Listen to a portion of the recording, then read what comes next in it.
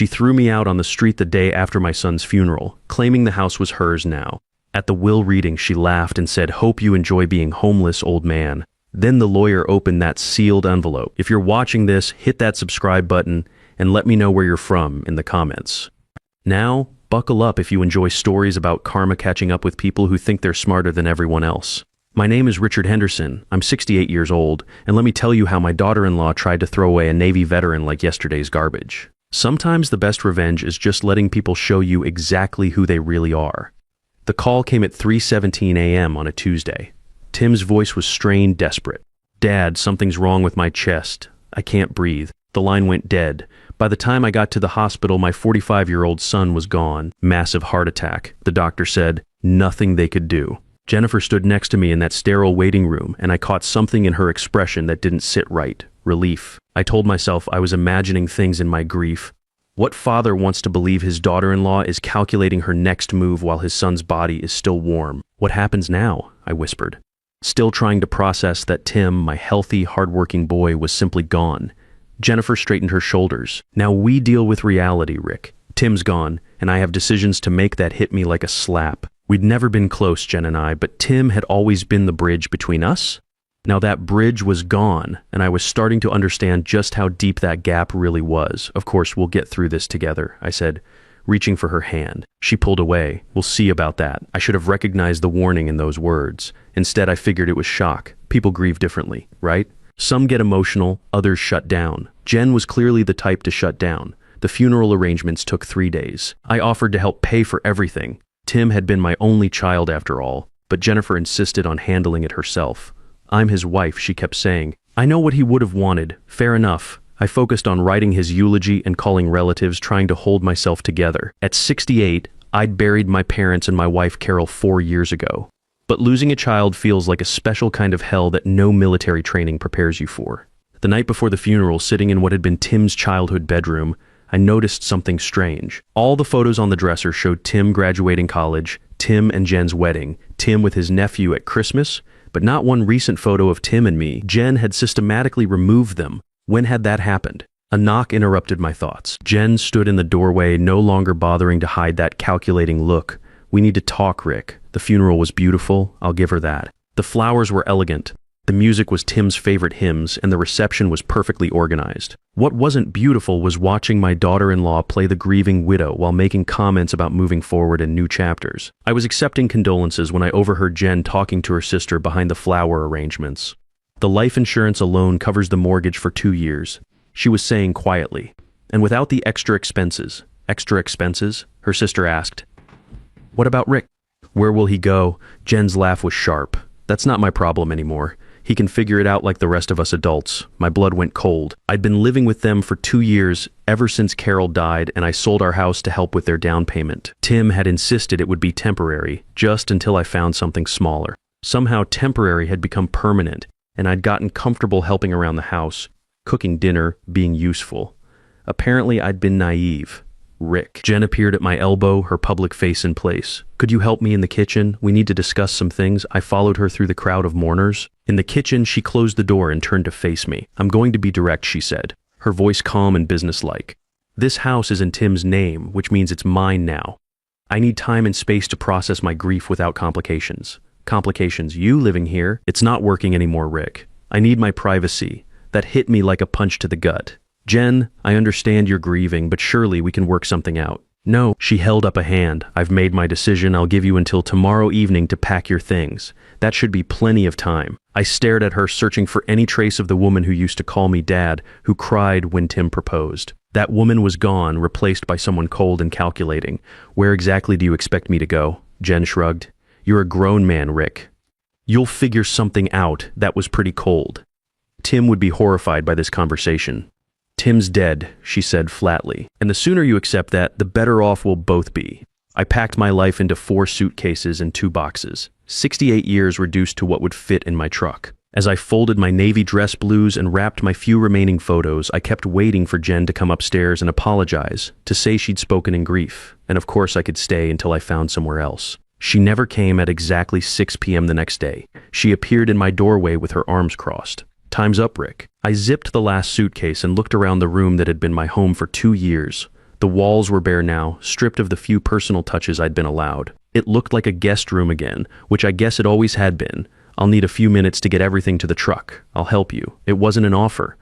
It was a statement. We made 3 trips in silence. As I loaded the last box, I turned to say goodbye, maybe to make one final appeal. I know you're angry with me for some reason, I said quietly. I wish I knew what I'd done wrong. Jen's expression didn't soften. You didn't do anything wrong, Rick. You just exist in my space, in my life, in my way. Tim felt sorry for you, but I don't. The honesty was brutal and somehow cleaner than the polite fiction we'd been maintaining. I see. I got into my truck and rolled down the window. Will there be a formal reading of Tim's will? I assume he left instructions. Why would he leave you anything? Jen's voice was genuinely puzzled. You're not his wife, and it's not like you contributed financially. That was pretty ironic. The $40,000 I'd given them for the down payment might disagree. But clearly Jen had convinced herself it was a gift, of course. Silly of me to assume. I drove away heading toward the Hampton Inn on Route 9, the closest place I could afford while figuring out what came next. In my rearview mirror, I watched Jen stand in the driveway until my truck disappeared around the corner. At the hotel, I checked in for a week and carried my suitcases to a generic room that smelled like cleaning products and broken dreams. I sat on the polyester bedspread and stared at myself in the mirror. Who was this man looking back at me? A Navy veteran, a widower, now childless and homeless, apparently worthless in the eyes of the only family he had left. But as I sat there, something started building up inside me. Not despair, though that was there too. Something sharper, something that felt like anticipation. Jen thought she'd won. She thought she'd successfully discarded the inconvenient father-in-law and claimed her prize. What she didn't know was that Tim had been a much better son than she'd ever given him credit for. 2 weeks into my hotel stay, just as I was seriously worried about my savings, the call came from Tim's lawyer. Mr. Henderson, this is Charlie Davis from Davis & Associates. I handled your son's legal affairs. Yes, Mr. Davis, I remember you from the house closing. I'm calling to inform you that the probate process is complete, and there will be a formal reading of Tim's will next Tuesday at 2 p.m. in my office. Your presence is required. My presence was required. I sat up straighter. I'm sorry, but I think there might be some confusion. Jennifer seemed to think. Mr. Henderson Davis interrupted gently. I can only tell you what Tim's will specifies, and it specifically names you as a beneficiary. I'll see you Tuesday at 2 p.m. After he hung up, I stared at my phone. Tim had left me something after all. Probably some keepsake, maybe his grandfather's watch or photo albums from his childhood. Jen wouldn't be happy about it, but she'd have to live with whatever Tim had decided. At 1:45 p.m. that Tuesday, I sat in the parking lot of Davis & Associates, watching Jen emerge from a silver BMW wearing a black dress that probably cost more than my monthly budget. She'd brought someone with her, a man in an expensive suit who kept checking his phone. When I walked into the reception area, Jen's face darkened. What is he doing here? She demanded. Mr. Henderson is here for the will reading, the receptionist replied professionally, which Mr. Henderson. Jen's voice rose. Both of you, apparently. The man in the suit, who I recognized as Jen's brother Tony, whispered something in her ear. She nodded and took a seat across from me, making it clear that whatever temporary civility might have existed was officially over. Charlie Davis appeared promptly at 2 p.m. and ushered us into his office. He was a kind-faced man in his 60s with silver hair and gentle eyes behind wire-rimmed glasses. Ladies and gentlemen, he began, settling behind his desk. I know this is difficult, but Tim was very specific about his wishes. I'll read the will in its entirety, then we can discuss any questions. Jen sat forward eagerly. Tony had pulled out a legal pad, preparing to take notes. I simply folded my hands and waited. The first part was exactly what I'd expected. Jen inherited the house, the cars, Tim's retirement accounts, and his life insurance policy. She nodded approvingly at each item, occasionally glancing at me with satisfaction. Then Davis's voice changed slightly, and I knew we were approaching something important. There is, however, one final provision that Tim added just 3 months ago. The atmosphere shifted. Jen stopped nodding and leaned forward, her eyes sharp with sudden attention. Tony put down his pen. Davis cleared his throat. To my father, Richard Henderson, who provided the down payment for our home and has never asked for repayment, I leave the contents of Safety Deposit Box 35037 at First National Bank, along with all associated documentation and account information contained therein. What safety deposit box? Jen's voice was sharp. Tim never mentioned a safety deposit box. Apparently it was something he maintained privately, Davis replied. He was quite specific that the contents should go to his father. I was as surprised as Jen, but for different reasons. Tim had never mentioned a safety deposit box to me either. What's in it? Tony asked. I have no idea, Davis replied honestly. Tim simply provided the bank information and instructions that Mr. Henderson should have full access upon his death. Jen's face flushed with anger. This is ridiculous. If there's anything of value in that box, it should be part of the estate. You're free to try contesting it, Davis said mildly. But the provision is very clear, and Tim was completely competent when he added it. I witnessed the document myself. When exactly did he add this? I asked quietly. Davis consulted his notes 3 months ago, February 15th. He came in specifically to make this addition, February 15th. I remembered that date because it was the day after Valentine's Day, and Tim had seemed unusually quiet during our family dinner. Jen had been complaining about something, the neighbor's dog, I think, and Tim had barely spoken throughout the meal. This is a waste of time, Jen snapped, standing abruptly. Tony, let's go. We'll file a challenge tomorrow. Actually, Davis said, pulling out another document before you leave, I need to inform you both that Tim left specific instructions regarding the safety deposit box contents. Mr. Henderson, he wanted you to access it within the next few days. He handed me a sealed envelope. These are the bank documents and his personal key.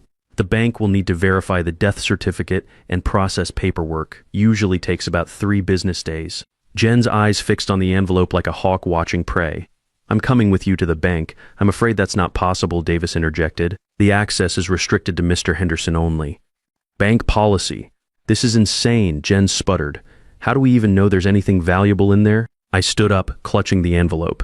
I guess we'll find out next week. 3 business days later, after providing the death certificate and completing the bank's paperwork, I finally stood before safety deposit box 3,537 at First National Bank.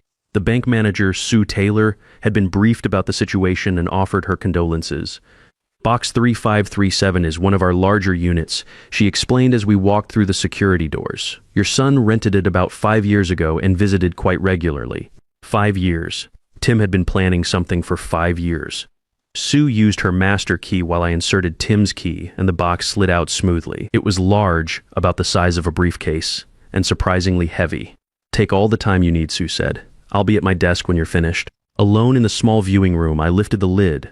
The first thing I saw was a letter addressed to me in Tim's handwriting. My hands shook as I opened it. Dad, it began. If you're reading this, then I'm gone. And Jen has probably shown you exactly who she really is. I'm sorry for that, but I'm not surprised. I've known for years what kind of person I married, and I've been preparing for this. My heart raced as I continued reading. You gave us $40,000 for our house down payment. I know you thought of it as a loan, even though you never asked for repayment.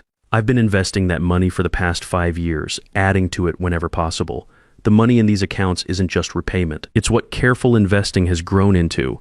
I set the letter down with shaking hands and looked at the documents underneath. Bank statements, investment portfolios, account numbers. My eyes scanned the balances, $95,000 in various investment accounts, all in my name. I picked up Tim's letter again. I also discovered that Jen has been telling people you contribute nothing to our household.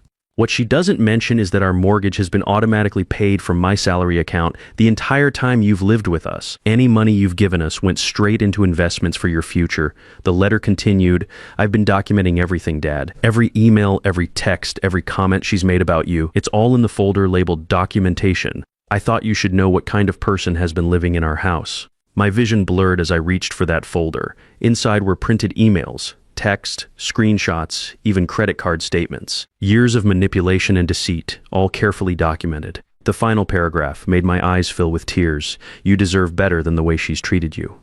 Take this money and build yourself a life where no one can make you feel unwanted again. And Dad, don't tell Jen about any of this until you're safely away from her. Trust me on this one.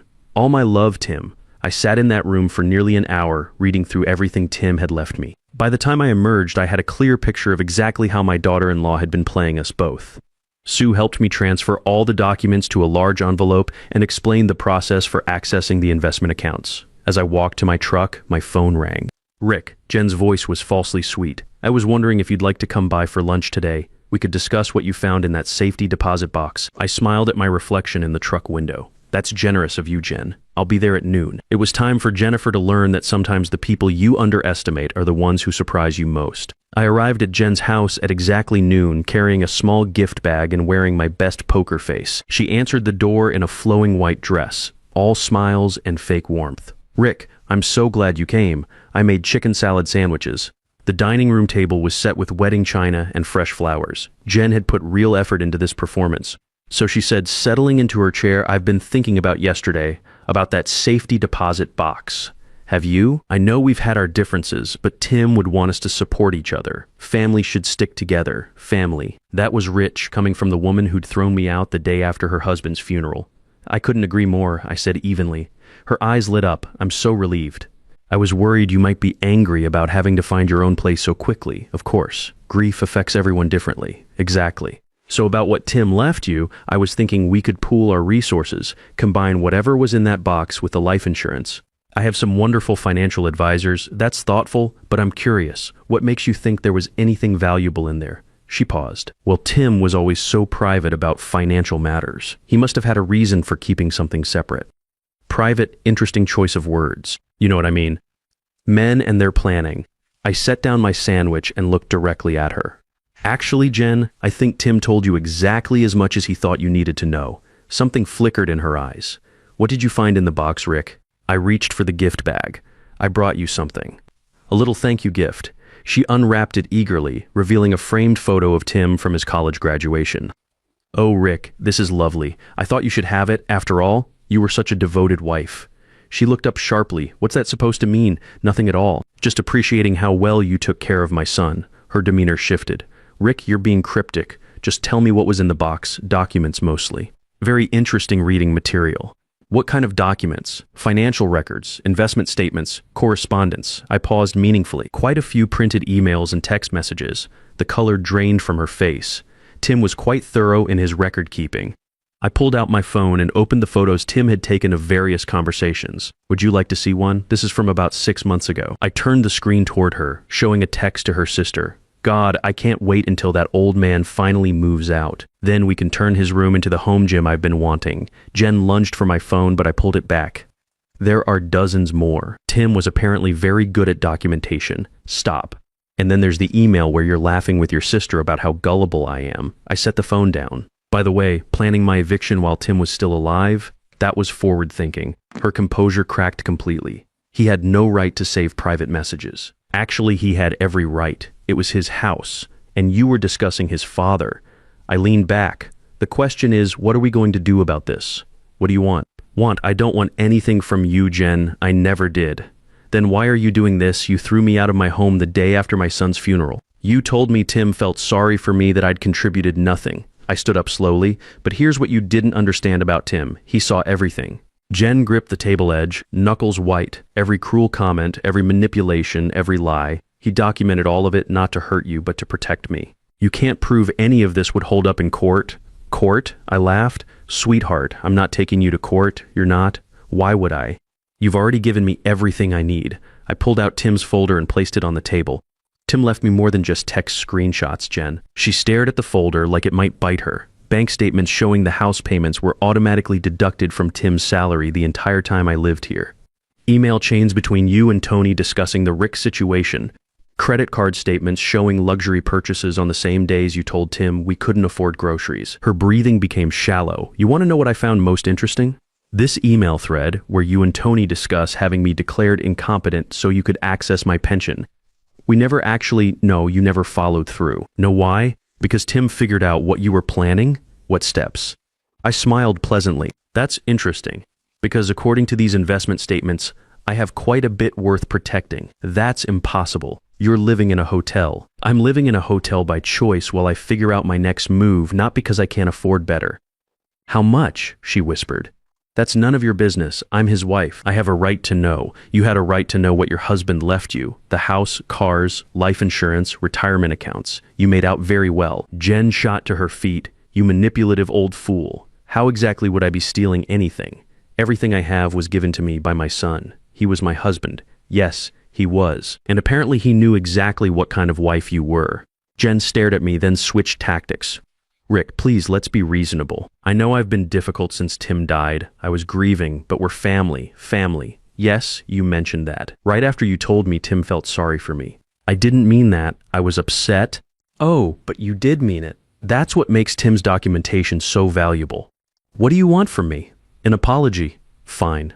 I'm sorry. There's nothing to discuss. If Tim left you significant money, we need to plan how to manage it responsibly. You mean help me spend it properly? I picked up my jacket. Jen, let me be clear. The money Tim left me isn't an inheritance that fell into my lap. It's the return on the $40,000 I gave you for the house, plus 5 years of investment.